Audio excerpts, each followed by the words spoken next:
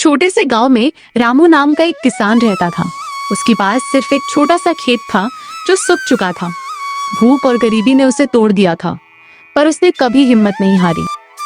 रामू अपने आप से कहता है कि हे भगवान, अगर आज बारिश नहीं हुई तो मेरी फसल बिल्कुल बर्बाद हो जाएगी। मैं अपने परिवार को क्या खिलाऊंगा। कुछ दिन बाद लकड़ियां इकट्ठी करने के लिए रामू एक ऐसे जंगल में चला गया जहाँ कोई नहीं जाता। वहाँ एक पुराने पेड़ के नीचे एक सुनहरा तोता गिरा हुआ मिला। रामू हैरान हो जाता है और कहता है, अरे इतना सुंदर तोता, लगता है इसे चोट लगी है।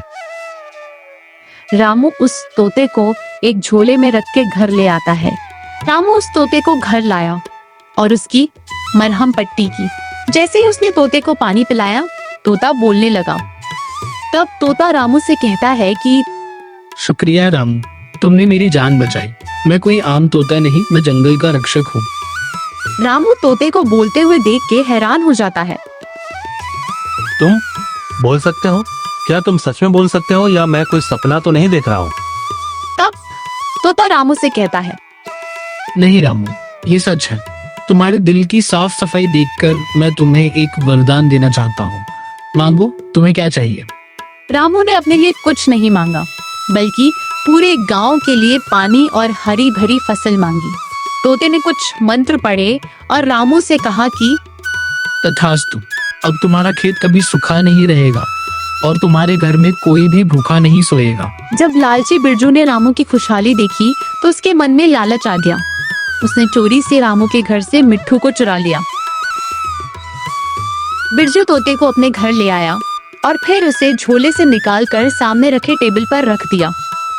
तब बिरजू ने जादुई तोते से कहा कि जादुई परिंदे, मुझे दुनिया का सबसे अमीर आदमी बना दे, मेरे महल को सोने का कर दे।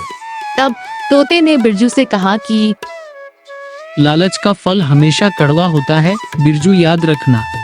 मिट्ठू ने बिरजू की मुराद पूरी तो की, पर उसके साथ एक श्राप भी दिया कि वो जिस चीज को भी छुएगा वो पत्थर बन जाएगा, यहाँ तक कि खाना पीना भी।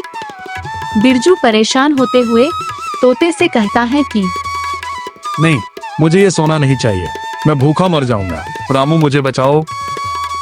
बिरजू ने रामू से और जादुई तोते से माफी मांगी और कहा कि जादुई तोते और रामू, मुझसे गलती हो गई।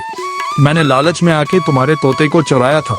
मैं अब कभी दोबारा ऐसी गलती नहीं करूंगा, मुझे माफ कर दो। रामू ने बिरजू को माफ कर दिया और दोनों ने मिट्ठू से हाथ जोड़कर सब ठीक करने की विनती की। मिट्ठू ने सब कुछ पहले जैसा कर दिया। बिरजू अब एक बदला हुआ इंसान था। तब रामू उदास होके तोते से पूछता है कि मिट्ठू, क्या तुम अब चले जाओगे? तब तोता बड़े प्यार से रामू से कहता है कि मैं हमेशा जंगल में रहूंगा रामू। जब भी तुम्हें मेरी जरूरत होगी, मैं हाजिर हो जाऊंगा। बस याद रखना, ईमानदारी ही सबसे बड़ी दौलत है। उसके बाद तोता अपने घर जंगल की तरफ जाने के लिए आसमान की तरफ उड़ गया। उस दिन के बाद गांव में कोई गरीब नहीं रहा। रामू और मिट्ठू की दोस्ती की मिसाल आज भी दी जाती है। इस कहानी से हमें ये सीख मिलती है कि कभी लालच नहीं करना चाहिए। जितना मिले हमें उतने में ही खुश रहना चाहिए। आपको रामू और मिट्ठू की कहानी कैसी लगी, हमें कमेंट करके बताएं और ऐसी वीडियो के लिए चैनल को सब्सक्राइब जरूर से कर लेना। मिलते हैं अगली वीडियो में।